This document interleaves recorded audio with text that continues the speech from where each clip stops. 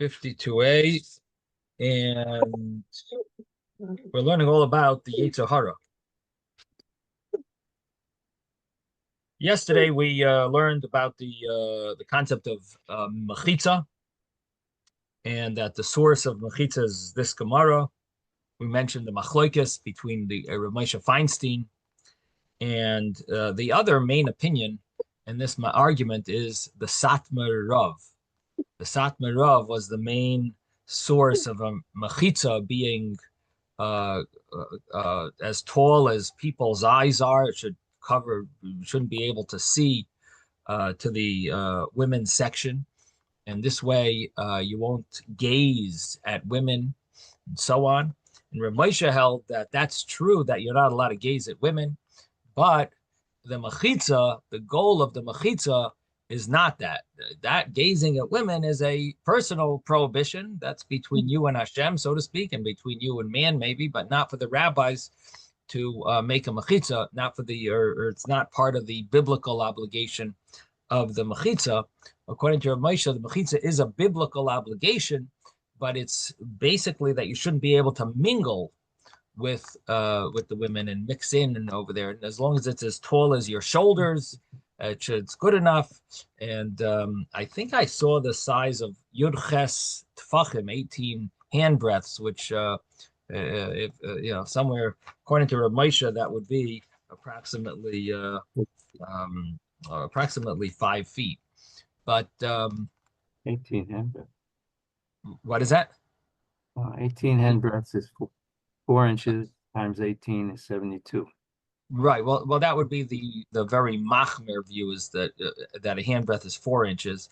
Most people follow Reb Chaim Avram Chaim Noah, that a hand breadth is more like 3 inches, 3.1. But Reb Moshe himself's opinion of how big a hand breadth is that it's 3.6. So he's somewhere in the middle. And according to his view, if he's saying you have to do 18 hand breaths, and his view is 3 inches, like 3.6, hand breadth is 3.6 inches, it comes out that it's approximately 5 feet.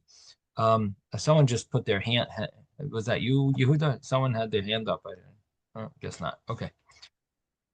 So anyway, this is a topic of discussion, because the Gemara uses the main term for the mechitza is the reason for it was like being lightheaded, acting frivolous, and Rav Moshe understands that to mean that it's kalas roish, that it's that kalas roish is mingling. It's more about mingling. It doesn't say the word histaklus, gazing. However, the Satmar Rav says that sometimes the Gemara uses kalas roish to mean a person shouldn't gaze. And the Satmar Rav also brings proof from the Rambam in the translation of the Mishnayos. The Rambam uses the word histaklus, and the Tosfos Yom Tov brings it as well. He says that's the reason they all mention that's the reason that you shouldn't gaze. You shouldn't be seeing the women when you're davening and at other places to that you would possibly gaze at them. In other words, you're allowed to see a woman, you're not supposed to gaze at them. But the Rav Moshe understands that the prohibition here, the issue here, and the reason for this separation is about not being able to mingle, and therefore the mechitza would have a lower height. But however, Rav Moshe does say, of course, it's better to have it higher, that you shouldn't be able to gaze. And he also says that there's also another issue, not mechitza, not connected to mechitza, but connected to the fact that you can't say tefillos in front of a woman that's not dressed modestly. And so that would be another issue of you can't say davar shabakdusha, anything holy, in front of a woman that's not dressed modestly. So that would be another reason to maybe make your mechitzas taller. But the actual law of mechitza, Rav Moshe has a more lenient view. Yes, Mordechai. Yes, I've been in modern Orthodox schools in case of necessity where it looked like the mechitzas were kind of like on the short side. And Right. also, like many years ago, I once spent Shabbos at Lubavitch House at University of Pennsylvania, and Menachem Schmidt's mother, well, he's like the head shluchim in Philadelphia. Yeah, his mother was visiting, and well, the davening is at the Penn Hillel, and after davening, Menachem Schmidt's mother told him, "There's nothing to look at on the other side of the mechitza." Rabbi? Wait, what do you mean by that? There's nothing to look at. No one came. No one came to shul. Well, no, I think she It was meant just that her. no, I think that the One women little on the lady other happened to be there. side weren't worth looking at. Uh-huh. Rabbi? Yes, yes, Moshe. I mean, I've been to shows where for example, I don't want to tell you on the beach. I used to go regularly to a Beit Knesset that where on Shabbos, during Kiddush, for example, the mechitza, the women come across there, the men go on the other side, and they're all eating, and they put the food out right next to each other, the food out for the men and then the food for the women. There's no mechitza separating them, Mm. and they're looking at each other, and and some of All the men right, cross over to get the food, and I'm some of the men go on the curious. other side to get the food when I'm they runs out on the curious. other side. I mean, I don't see how they're able to enforce it. I mean, But you have to say you hello, have to say hello, Moshe, Moshe. hello. yeah. I got a big question. Why isn't all of this just lashon hara? To talk about places where the mechitza is no good or the people are no good. To what end are we doing this?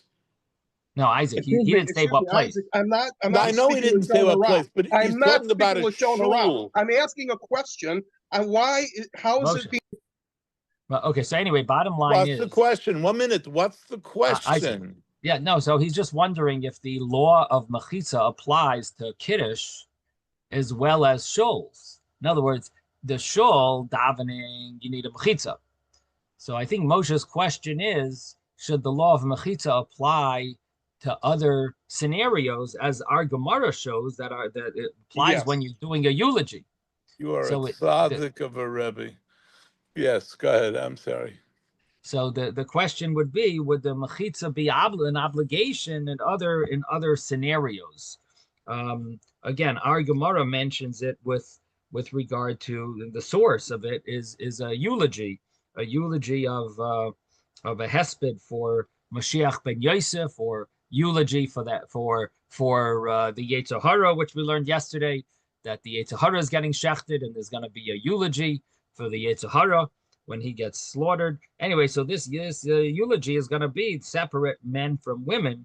So the question is, does this law, and this is the source of mechitza, at least seemingly that's it brought down that this is for at least many poskim seem to understand it, that this is the source. So would this apply, and where does it apply? How often? What type of events does it apply to? It's a good question. Should a kiddush be separate? You know. Now, I'm going to put that question on the side. Maybe we'll look into it and discuss it maybe tomorrow. In the But Beis Hamikdash, they were worried about the Ezras Nashim. They were going to put a mechitza. What were they doing there? The people weren't doing anything there. It wasn't like there was a kiddush. I mean, not even a kiddush. there was I'm saying they dancing. weren't davening there. They were just standing there listening to whatever was going on. And There was a big ceremony of the water drawing ceremony, and there was a dancing going on. They're right, dancing you and were music. talking right. So that's levity, or you wouldn't say levity, but that I never went to a kiddush like that. But then again, I never lived a But good what life. about a eulogy? The eulogy No, I needs a hear you. separation. I agree. It's a good question. Yep. It's a good question. Um, I mean, I'm aware of that there's I know it's created a lot of problems, but there's I know the head Chabad rabbi of California, he is very strict on if you make a dinner, an annual dinner, that it should be separate seating. And I know it's created a huge amount of um, argument between because the people that are coming to this type of an event are not really ready for machitza at their annual dinner, their supporters and so on. So it definitely created a huge area where people didn't want to follow that ruling, and but it's something that he felt this is a definite obligation, and so it's an interesting topic, especially because kedushin are even, I would think, is even more applicable to have a mechitza maybe than like a dinner. A dinner, you're sitting there and listening to speeches. A kiddush, you're just roaming around and schmoozing. There's a lot more chance for where a person is mingling and gazing. But anyway, it deserves to be discussed, and it's a good question, Moshe. Thank you for bringing up the question. And but the only what I just wanted to mention that it would seem that the argument between Rabbi Moshe Feinstein and the Satmar Rav would also apply to a glass see-through mechitza. According to Reb Moshe, that the purpose of a mechitza is not about gazing, then it doesn't matter if it's glass in see-through. You could have a see-through mechitza. And the main thing is that you're not mingling with them, that there's some type of a separation that causes you not to be able to mingle. So and so that would be even a glass mechitza seemingly, and the according to the Satmar Rav, glass would be clearly prohibited because it's clearly you're able to gaze at women while you're supposed to be davening, and while it's prohibited to gaze at women. Now, anyway, this is of course a big topic of discussion about mechitzas, and but anyway, those are the two main views about it, and so yeah, some people won't daven in shuls if the mechitza is not up to par, because they hold it's a mitzvah daraisa to have a mechitza, and it's questionable if this would be appropriate. So anyway, that's that's a famous, well-known discussion based on this Gemara. Okay, the other thing that that the Gemara spoke about was that we spoke about the Mashiach ben Yosef is the Mashiach that's going to come before Mashiach ben David, and he's a descendant of Yosef. Of course, we know that there's the 10 tribes and there's the 2 tribes. The 10 tribes were led by Yeravam ben Nevat and all the other subsequent kings that led the Jewish people. And when the kingdom divided after King David and King Solomon, the son of King Solomon was Rechavam, and it divided. The kingdom divided from Rechavam and was led by Yeravam ben Nevat, and then all the other kings that came after him, and so on. And that basically the kingdom of 10 was always called the kingdom of Yosef and Ephraim, and the kingdom of Yehuda, the other kingdom was David and Shlomo. The other kingdom was called the kingdom of Yehuda because it was the tribes of Judah and Benjamin. So basically, there's a Mashiach that's going to come from the 10 tribes, and a Mashiach that's going to come from the 2 tribes, Mashiach ben Yosef and Mashiach ben David. And so Mashiach ben Yosef is officially going to come before Mashiach comes, and he is going to ultimately. What was that? Straighten things out. Well, he's ultimately going to get killed, and Yes, but I'm saying he's supposed to bury. I mean, he's supposed to burn out Sur Ra. He's supposed to burn out the Ra, yeah, and but then more than Mashiach. that, we said he's getting rid of Esav because it says Beis Yosef Lahava, Beis Yaakov Beis Yaakov Eish, Beis Yosef Lahava, Beis Esav Lakash. So as it says in Ovadia, the Haftarah, so Mashiach ben Yosef is going to get rid of Esav, which basically means the Arabs and the and the Christians, all the anti-Semites, and he's going to get rid of them. And ultimately, it's going to lead to a war, and that's Melchemes Gog and Magog, and he's going to get killed, and then that's when Mashiach ben David is going to arise. And yesterday we said two understandings why he's going to get killed. One is that it's rectifying the sins of the kings of Yosef, all the kings that sinned during all the years of the Malchus Yisrael, all of those wicked kings. He is being massacred their sin by getting his punishment of getting killed is basically a tikkun for their sins. Whoa! At that time, we're all going to get killed. I mean, I'm not going to, but we're all going to die. Though even Mashiach ben David, the idea is that he's a person, and he's going to establish again Malchus Beis David. Malchus Beis David doesn't mean anything unless the older people are dying and they're having children. So that's still going to continue until you get to the point of Chias HaMesim, things like that. But the early days of Mashiach, I would argue we can almost say we're in those days now in terms of Ben Yosef. A leader is going to show up that's going to direct things a little bit, but in the meantime, we got to move a little further ahead. So what you're saying has truth to it, that it does say that Chias HaMesim, seems to be something that's going to apply. Everyone's going to have to go through,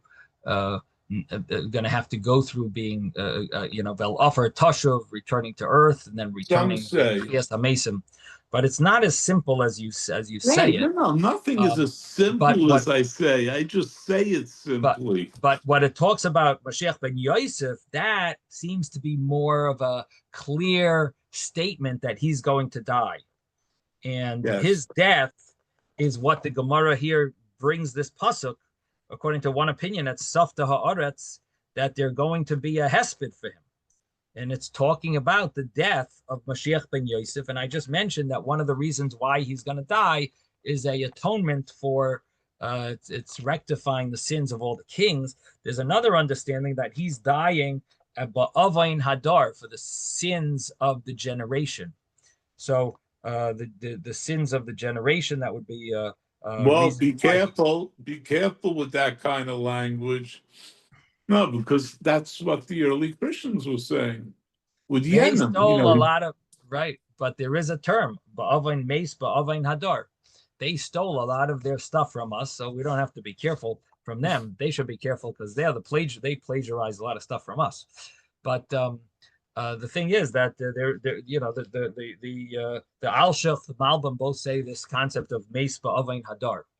But so Mashiach ben Yosef, officially, according to the understanding, is that that's at least one path of the way Mashiach is going to come, is through this pathway of Mashiach ben Yosef coming first, and then dying, and so on, and then coming back to life later. Now, the Sfarim Akdoshim, like the Sadia Goyin mentions, doesn't have to be that way. That's not the only way Mashiach can come. And in fact, it's brought in Kisvei Arizal that v'chisei David Abdecha Mehera B'Seicha Tachin, when a person says that the throne of David, that's referring to Mashiach ben Yosef, that we're supposed to have in mind when we say v'chisei David, the throne of David should be established. Like there's Mashiach ben David, and he's going to sit on the Mashiach ben on the throne, which is referred to as Mashiach ben Yosef, or Mashiach ben Yosef is referred to as the throne, the Kisei David. So when you say V'chisei David Avducha Mehira B'Seicha Tachan, Hashem should establish the throne of King David. It's you should have in mind, according to Kisvei Arizal, you should have in mind the Mashiach ben Yosef then, and then of course, and then in addition to that, Mashiach ben David, who's going to reign, who's going to be the David, the Semach David Avducha Mehira Satzmiach. So that is the little understanding of the midrashim that talk about Mashiach ben Yosef. And our Gemara is bringing it because it says that when there's this eulogy that's going to take place, there's going to be a separation between the men and the women. But the Gemara then says that not necessarily is it referring to Mashiach ben Yosef. There's another understanding that it's referring to the shechting of the Yetzer Hara. And that's what we said yesterday. A shechting of the Yetzer Hara, they're going to do a eulogy on the Yetzer Hara when the evil inclination is slaughtered. We're going to do a eulogy. Does that make sense? Wouldn't you be joyous? We should rejoice when the Yetzer Hara is slaughtered. It says Hashem is going to Yetzer Hara shenerag. Hashem is going to slaughter the Yetzer Hara. So shouldn't we rejoice? So the Gemara answers that that when Mashiach comes, or when Hashem is going to, it says la'asid lavoi, Hashem is going to bring the Yetzer Hara and shecht him in front of the tzaddikim and in front of the Rishayim. And the tzaddikim are going to, the Yetzer Hara will appear to them as a high mountain. And the Rishayim, the Yetzer Hara is going to appear to them like a strand of hair, chut hasaira. And both of them are going to cry. So we see it's a eulogy also for the tzaddik. Everyone's going to cry even when the Yetzer Hara is shechted. So not necessarily are we translating it to mean eulogy, hesped, but it'll be a time of crying. And what's the reason for the crying? Well, it says the tzaddikim are going to say, how were we able to conquer this? And they're going to think of all the pain they went through in order to conquer the Yetzer Hara, all the tzaras they went through. And another understanding is they're going to cry because they no longer will get mitzvahs, because now there's no longer a challenge, and they're not going to be able to, they're not going to get the mitzvahs, they're not going to get the reward for overcoming the Yetzer Hara. And then the third pshat that we mentioned yesterday was that the tzaddikim are going to say, wow, this was so hard to conquer. It wasn't us. It must have been Hashem helped us. So we're not really getting our full reward. And that's why they're going to cry. So all three options of why we're going to cry when the Yetzer Hara is shechted, is slaughtered. And the Rishayim are going to cry and say, how did we not conquer this Yetzer Hara? It looks so simple. It's a chut hasaira. All it is a little a strand of hair. We could have easily conquered it. We foolishly didn't conquer it. Look at how foolish we were. It would have been so simple not to win over it could have been so simple. And then what does Hashem say? And it says Hashem also wonders with them. And of course, this is again a topic of discussion. What does it mean? Hashem is wonders with them. The righteous are surprised. How did we conquer it? The wicked are surprised. How did we not conquer it? And Hashem wonders with them. Is it with the righteous or with the wicked?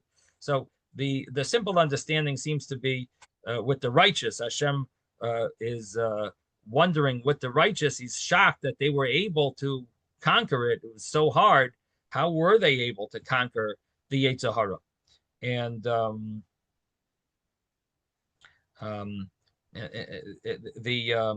the other understanding that we had earlier, that the righteous believe that they're not going to get the reward. They're crying because they don't get the reward. This is almost like an answer to them.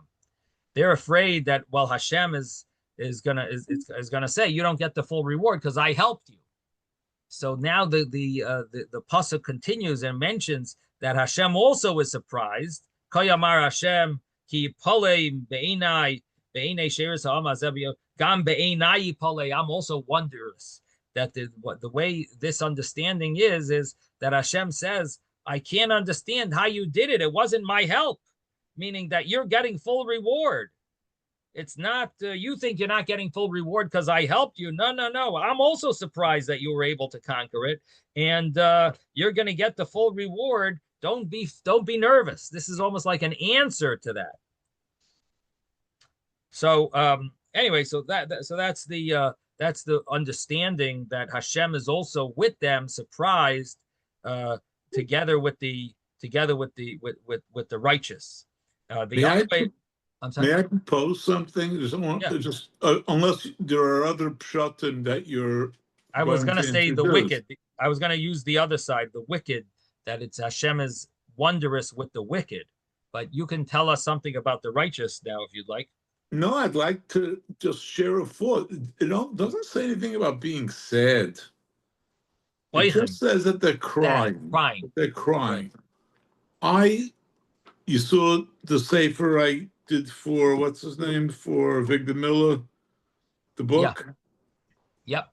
What's the name? It was, I forgot. Slips my mind. Something Malka, Tears of Malka, my mother. Uh-huh. Why did I have her crying? Because looking back at what there was, it was almost out of thanks. Or tears don't have to be sad. You can look at something and have relief, or you can have a lot of different things that make tears come to your eyes. Right. Tears of joy. Right. So here, and that's what I'm proposing here. Everybody's crying, but for different reasons. The main, I know it's not that simple. Nothing I'm saying is that simple, but I'm trying to use simple words and say it quickly. I can do a sheer on an hour of any of these, but what are the main things being felt here? I think the worst, which I think is Gehenna, and a good definition of Gehenna, from the Rishon, is regret. I don't think there is anything in life, or maybe I think otherwise also, in the Shamas also, regret that you could have done something and you didn't do it. One way or the other, that eats away, I believe, at least at me, and I think of everybody, worse than that's a fire. You want to talk about Gehenna? You should be sitting there looking at all the things and realize I could have done that and I didn't, because now you're not distracted with whatever mishigas made you do it. Now you got time to sit and think. You're dead. You got all the time in the world. So you look at stuff, regret is on the Rishonim side. On the Tzaddikim side, it's, whoa, I don't know what you would call that. I did this? This was a monstrous achievement. Pride? I don't know if pride's the right word, but a sense of accomplishment. And that can make you tear up also. Right. You go to your own graduation, whatever, you realize what it is. You're not caught up with the mishigas. Again, it's usually the mishigas that distracts us. But the essential feeling on that side is pride of accomplishment, and that's Gan Eden. You can keep that feeling forever and never tire of it. For the Rishonim, it's regret, burns in you forever. And that's where you're going to be. So at the end of all of this, when you're sitting there with HaKadosh Baruch Hu in the Bezdin Shalmaila, you're either going to be proud or you're going to have regret. Right. Which one do you want? So your understanding here of the tzaddikim crying is crying really out of either pride or just surprise that they were able to accomplish so much. which Relief. really is something that we can relate to, because whenever you have a major accomplishment, a lot of times you look back and say, wow, I don't even know how I did it. How I did that, right? Yeah. Well, And yeah, now, and but- HaKadosh Baruch Hu then can also be not confused, surprised. What does Right. it mean? He doesn't know everything? Of course he No. knows everything. He's impressed that you persevered. On each side, and he's saddened that you didn't do it. On Right. this Well, run the through. wicked is no big deal. It's the Why? righteous. On this run through, it's not wicked. He's not looking to pound people. No, but the wicked, we're not that surprised that they're crying. It's the righteous that we're surprised they're crying. The wicked, I think, is more simple. I don't think your insight is not as great. I think your insight is very nice with the righteous. No, I'm not the wicked. saying- It's simple. boys, may I enter the Let's conversation? let Robert. Sure. Yeah, Robert. I think you have it's- accomplished. Thank you. Stuff. For me, it's in awe. In awe, I think has a different an enhanced quality without necessarily a value to it. Right. Okay. So what part shouldn't I say? Part of us is part of us, satisfaction. I think satisfaction. Crying. Would you say crying in awe? Yes, I do that when I think of my children and what and who they are for what I've done. There you go. Crying in awe. All right, Yeah. we got the name for next book. You're just Robert. gripped with such a, and then that's a surprise also, in a funny way, awe Yeah. also. Right. Because you didn't expect it to be this big, and you're looking at it and like you're almost surprised. Wow, look at this. It's almost overwhelming, or at times is overwhelming. Yeah. In any event, so this is that of course is sounds like a strong a strong insight, powerful insight of the when we finally finish the work in this world, Hashem is going to slaughter the Yetzer Hara. We're going to finally look back and say, wow, what did we, what we accomplished? Crying out of awe, crying in awe. But the understanding of Rashi is that we're crying for the pain that we went through. That's an alternative, of course. That's the Rashi's interpretation. And then we did say the other understanding of the Marsha, that we're going to not be able to have the accomplishments anymore. And then we have the other understanding of that we're crying that we're not going to get the reward because it's impossible that we did it, that it was only us who accomplished it.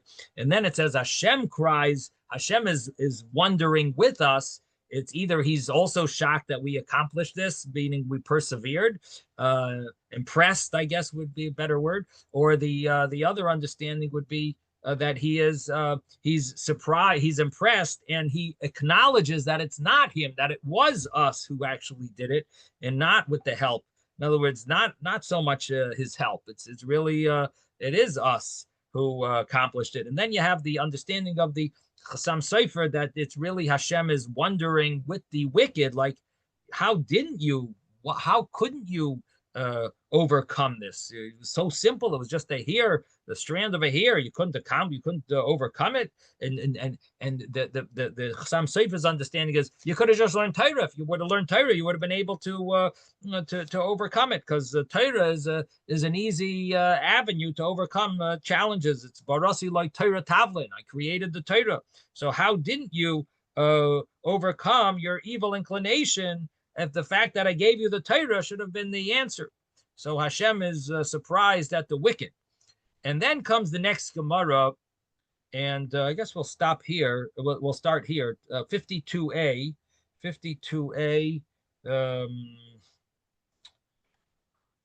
Amar Rebbe Asi. It must be about 20 lines from the top of the page. 5, 10. I think 25 lines from the top of the page. 52a. Ravasi says that originally the Yetzer Hara is appears like a web of a like a what you would call it, a spider web. A strand of a spider web. Strand of a spider web. Thank you. a strand of a spider web is the Yetzer Hara appears like that. V'lebsaif, and later on, doima ka'avoisais ha'agola. He appears like the thick ropes of a wagon that are attached to the cow that's pulling the plow. So the Yetzer Hara gets stronger. So if you overcome the Yetzer Hara right away, it's no problem. So it's a lot easier. You can easily tear that strand of the web, of the spider web. But later on it gets much harder and becomes Good thick like this description. rope. It's a good description for bad habits Yes. and addictions. Addictions, yep. And you're right. Don't play too much. You play and you get sucked into it. It's true. Yep. And it's impossible to heal this. You can't get right out of it. So it takes years of therapy to get out of some of these things. Shenemar, as it says, "Hoy moishchei ha'avayin b'chavlei hashav." Ho, pullers of sin that are dealing with chavlei hashav, ropes that are worthless, meaning insignificant, like a spider web. V'cha'avos ha'agola chata, and it ultimately leads to a thick rope of a wagon. That's what sins are. That sins turn into in other words, if it starts off like a chavlei shav, a rope that's insignificant, meaning a small strand, and it leads up to avoises agala. That sin leads it into a thick rope of a wagon. And then the Gemara says, Tanu Rabbanan, the rabbis taught in a Brisa, Mashiach ben David, Mashiach she'asid lihigalis mehirav Yameinu, who's going to reveal himself speedily in our days. Omer lo HaKadosh Baruch Hu, Hashem says, Sha'al mimeni davar, ask for me something, ve'etein l'cha, and I will give it to you. Shenemar, as it says in chapter 2 of Tehillim, Asapra el Chayk, v'gomer, it says, I will say to establish a rule, and ani hayom l'ticha. It should be like a rule or a remembrance that ani hayom l'ticha. I today have bore you. Sha'al mi many, ask from me something. Vedna goyim nachlasecha, and I will give you the nations as your inheritance. So Mashiach ben David is saying this, that Hashem told him, ask for me something, and he's going to give it. The Kivan Shara Mashiach ben Yosef Shenerag, since he sees that Mashiach ben Yosef, the first Mashiach, gets killed, Omer Lefanav, he tells Hashem, Rabbeinu Shalom, Hashem, Eini mevakesh mimcha ela chayim, all I ask from you is life. Omer loi chayim. So Hashem says back, Chayim ad shalei amarta, before you even ask for this, Kvaris nabe yolecha David avicha, David your father already requested this, prophesied about this. Shenemar, as it says, that Chayim Sha'al, you asked for life, Mimcha, from you, Nasataloi, it was given to him. So we see that Mashiach ben Yosef is going to die, and Mashiach ben David is going to ask for life. That's basically this. This is the understanding of this Gemara, is that Mashiach ben Yosef, continuation of this concept that Mashiach ben Yosef is going to die and Mashiach ben David is going to ask for life, and Hashem promised it to him, as we see in Tehillim. Darash Rabbi Avira, V'yitem Rabbi Shua ben Levi, Rabbi Avira, some say Rabbi Shua ben Levi, darshaned about the Yetzer Hara. Shiva Shemos Yesh Lo Yetzer Hara. There are 7 names that the Yetzer Hara has. What are these names? HaKadosh Baruch Hu kroi ra. Hashem calls the evil inclination ra, evil. Shneimar, as it says, ki yetzer leiv adam ra min urav. The desire of man, of the heart of man, is ra. So Hashem calls the Yetzer Hara ra. He's evil from the youth. Moshe kroi aro. Moshe called the Yetzer Hara uncircumcised. Shenemar, as it says, umaltem as arlas levavchem. You should circumcise the arlas levavchem, the foreskin of your heart. And so this is referring to not listening to the Yetzer Hara, getting rid of the Yetzer Hara. So the Yetzer Hara is calling the arlas. You got to get rid of it. So you should circumcise it. So he's calling the Yetzer Hara, the evil inclination, aro. David cry tame. David calls him impure. Shenemar, as it says, leiv tahar brali alakim. Hashem create for me a pure heart. And Mechlal, the ikatame, what that implies is that there's a heart that's impure, and he wanted a pure heart. That means that the impure heart is referring to the Yetzer Hara, and he's asking that he should be able to get rid of his Yetzer Hara, leiv tahar. So that means the Tameh is the Yetzer Hara. Shloimeh kroi soine. Shloimeh called the Yetzer Hara an enemy. What was Shenamar? What's the source? He calls him an enemy. Imroiv Sainacha. If your enemy is hungry, hachileu, feed him lechem, bread. Vim tzameh. If he's thirsty, ashkeu mayim, give him water to drink. And kigacholim ata choisa al roishoi, because coals you are shoveling on his head, and Hashem yeshalim lach, and Hashem will pay you. Now, what does this refer to? So it's referring to your enemy is hungry, which means he wants you to sin. What you should do is give him the bread, which is referring to not bread, but lechem from the word melchama. Rashi understands it, that it's lechem from the word melchama. It doesn't mean the literal meaning is bread, but here it means feed him a war of the Torah. The war of Torah, like it's called Melchamta Shel Torah, the war of Torah. And if he's thirsty, meaning he wants to sin, to give him water, which also refers to Torah. So you should give him, and then the pasuk ends off, Hashem will reward you. It means al tikra yeshalim lach ela yashlimenu lach.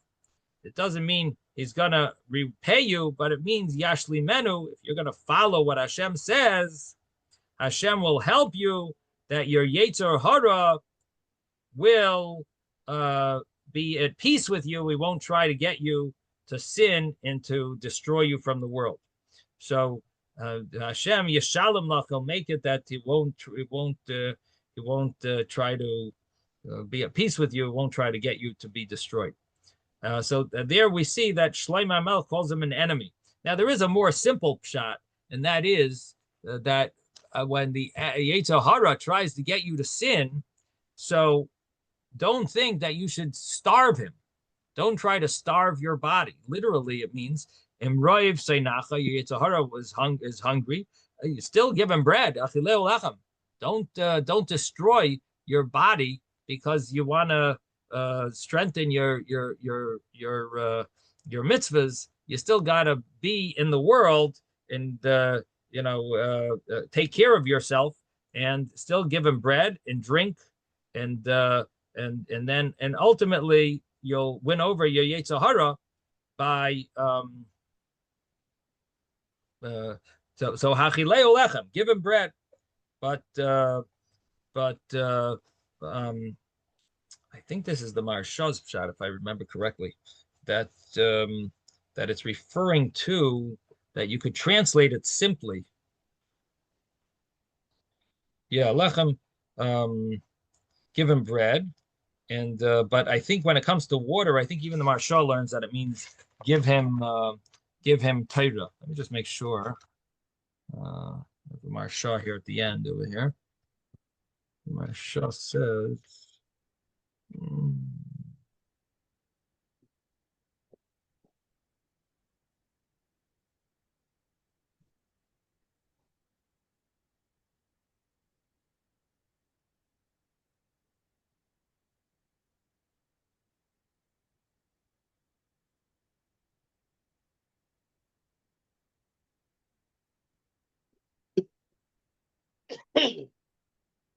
No, he says Tashkeo Mayim, give him a little bread, give him in other words, don't starve the Yetzer Hara completely.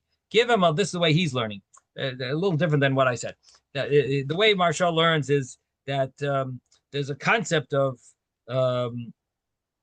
that you should, if he's hungry, give him a little of his taiva with things that are necessities. Give him a little bread, give him a little water. And by doing that, you will make peace with him when you give him a little of what he wants. So he wants you to indulge. No, give him a little of it, give him a little. In this way, you'll make peace with him. But ultimately, you see that he's called a sainach, or your enemy. So that would be a more simple understanding. Give him a little bread, give him a little water, but Hashem Yeshalem Lach, Hashem will make sure that he will be at peace with you, and you won't end up falling into his trap. Now, so he's called a sainacha, an enemy. Again, that's a different shot. Rashi learned that it means learn Torah, get into the war of Torah. Hashkeu Mayim, go do another type of learn Torah, which is referred to as water. There's Torah that's referred to as bread. There's Torah there's Torah that's referred to as the war of Torah. There's Torah that's referred to as Mayim. But basically, learn Torah, and ultimately it'll save you. That's the way Rashi learned. Yeshaya K'roi Michshel. Yeshaya calls the Yetzer Hara a obstacle. Shenemer, as it says, soilu panu derech. Remove the stones, clear the road. Harimu michshol miderech ami. Make a road, clear the road. Harimu michshol, remove the obstacles from the path of my nation. So he's referring to get rid of the Yetzer Hara, which is these evil, inappropriate thoughts. Remove them. That's the pasuk in Yeshaya. So Yeshaya called him a michshol, an obstacle, a stumbling block. Yechezkel Korei Evan. Yechezkel called him a stone. Shenemer says, "Basiroises Levi Evan mibasarchem." I will remove the heart of stone from your flesh. Nasati lachem leibasar, and I will give to you a heart of flesh. I will get rid of the Yetzer Hara. So he calls him a Levi Evan. He calls him a stone. Yoel Kroit Tzfaini. Yoel calls him the Tzfaini, the hidden one. Shenemer says, "Vasatzfaini archik me'alechem." And the Tzfaini I will get rid of. I will remove him from you. Okay, so that's basically the different names of the Yetzer Hara that the Yetzer Hara has. Okay, now comes the next Gemara. Tana Rabbana. The rabbis taught in a brisa about this pasuk about tzfaini. I'm going to get rid of the tzfaini, the Yetzer Hara, called the hidden one. That's tzfaini archik be'alechem zeh Yetzer Hara shetzafon v'omed b'libay shel adam. This refers to the Yetzer Hara. I'm going to get rid of him. That this is the Yetzer Hara that's hidden, and ultimately it's hidden in the heart of man. And Hashem's going to get rid of it. And I will forsake it. I will leave it in a place that is a land of dryness and desolation. L'makom she'ein b'nei adam metzuyin l'skaros bahen, where there aren't people that are there that it could start up with and cause them to sin. Espanav el hayom hakadmoini, and the reason why I'm going to do that, leave him there and drop him off, is because he put his head towards the first Yam, the first sea, which refers to the Beis Hamikdash. Shenosan Einav b'Mikdash Rishon. Yam HaKadmoni is the earliest Yam, which is referring to the Beis Hamikdash, the temple. He put his eyes towards that. V'Achrivai, and he destroyed it. V'Harag Talmidei Chacham Shabai, and he killed the scholars that are in. V'Saifei Aliyom Ha'acharain, and his end, and in the end, to the last Yam, which refers to Shenosan Einav b'Mikdash Sheni V'Achrivai. That his so I'm gonna get rid of him because he put his face towards the Yam Kadmoni, and he put his face towards the Yam Ha'acharain, to the second Beis Hamikdash. Shanasan and Mikdash Sheni v'Chariva v'Haytam Chacham Shabai, and he killed the scholars. The Allah Bashay v'Tal Tzachanasa, and his smell, his stench went up. Shemaniach Umayis Ha'olam, because basically he's leaving the nations of the world and he's starting up only with the Yidden. And he's starting up with the enemies of the Yidden. That's a euphemism for the Yidden. That means that he's only hurting the Yidden, and he's not being fair. And therefore, Hashem says, I'm going to drop him off and leave him, forsake him. He's going to get punished.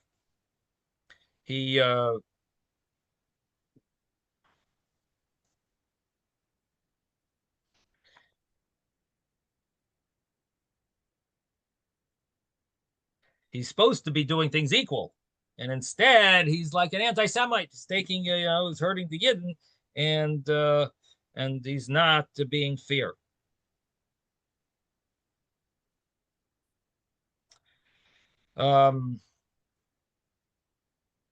There is another understanding here that that's not the main thing, that he's not being fair, but rather that he goes over his limits, and that he pushes too hard, more than he was commanded to do. So that is another understanding, that he presses too hard. He pushes you to sin much more than he should. Because he was doing so much, too much. Amar Abayu b'Talmidei Chachamim, by the scholars, Yoiser Mikulam, he would take advantage and hurt and try much harder than everyone else. And that's what it means. Ki higdil lasis. Again, it's the end of that pasuk. This is a pasuk about the Tzefoni. This pasuk is in Yoel. What does the pasuk say? V'satzvoni archik me'alechem v'hidachtiv al eretz shmama. So I'm going to remove the Tzefoni, this hidden one, from you, and I will forsake him to this place that's desolate. As pana vel hayom hakadmoni v'seif al yom ha'achron. The reason, because he put his face towards the Beis Hamikdash and destroyed it with the scholars, and v'ala bashay v'tal tzachanasi gdil lasos, because he higdil lasos, because he went higdil lasos, he hit on the gedolim. He did much, or he overdid his boundaries. He did so much, and that refers to the fact that he went much harder on the scholars than everyone else. Now this is seen by this story. Like this story, Abaye Shamilu Gavra, he's heard some guy, the Ka'ama, that he said, Lahi Itza, to this woman,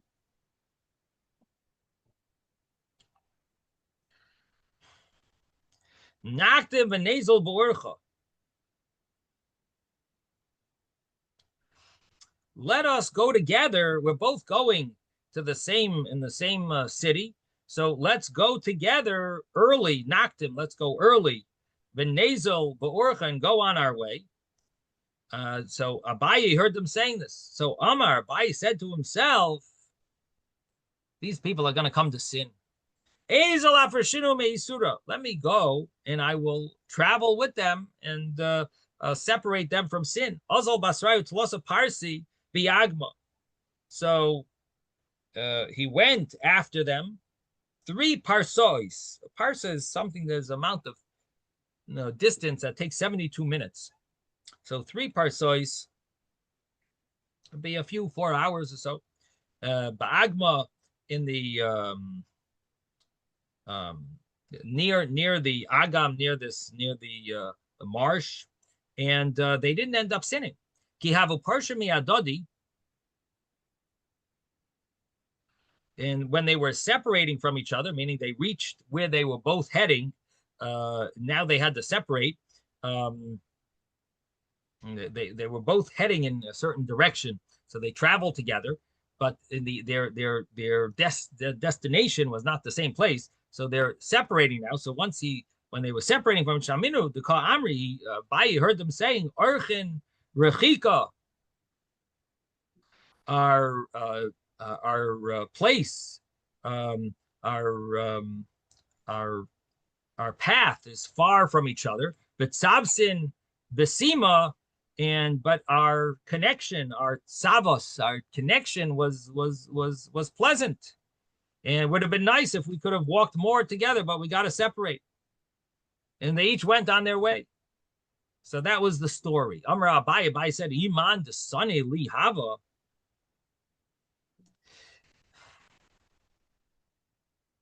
If it was my enemy, meaning he's referring to himself. If it was me, I wouldn't have been able to prevent myself from sinning. Azal, he went, he leaned on the door, on sort of the thresh, the lintel of the doorpost. He leaned on the doorpost. He bura the bria chadelas. He was leaning on the. I think it means the doorpost, and mitzdayer, and he was feeling pain. Also, Saba. So this elder came to him and said, "Tanale," said, "Kala gadol mechavera yitre gadol himenu." Don't feel so bad, because whoever is bigger than his friend, his Yetzer Hara is bigger than, if you're, the greater you are, the greater evil inclination you have. So you wouldn't have been able to control yourself. But that person was able to, because he didn't have such a strong Yetzer Hara. So don't feel so bad about that that you wouldn't have been able to control yourself. So this is basically a continuation of this idea that Abaye says that Talmidei Chachamim, they have the Yetzer Hara even stronger than other people. So it's all about Yetzer Hara, this, that we're seeing the 7 names of the Yetzer Hara, and how the Yetzer Hara hits on the Talmidei Chachamim more, and how the Yetzer Hara is going to get slaughtered, and because the Yetzer Hara went overboard, and so on. Yes, Jeffrey. Pretty sure we saw this same story in Tainus. Really? Maybe. Normally it would say on the side. See it on the side? We followed the 2 people. We saw the same thing. Yeah. Oh. Let's see. Normally it would say Kihada Bai. Normally it would have a note on the side. I don't see it, but anyway, maybe if you find it, yeah, tell us where you find it. Okay. Amr Reb Yitzchok. Reb Yitzchok says, the Yetzer Hara strengthens itself on a person every day to get him to sin. Shenemar, as it says, Rak kol hayoim. All day is just evil. That the whole day he continues to add on, to do more. It gets more. Rak kol hayoim, like the whole day, meaning he flourishes with his desires to get you to sin, with his enticements to get you to sin. Okay, we just turned the page. We're going to stop here. Sei gesund, everyone. Have a wonderful day. Thank you, Rabbi. Thank you. Bye-bye, everyone. Bye, Rabbi.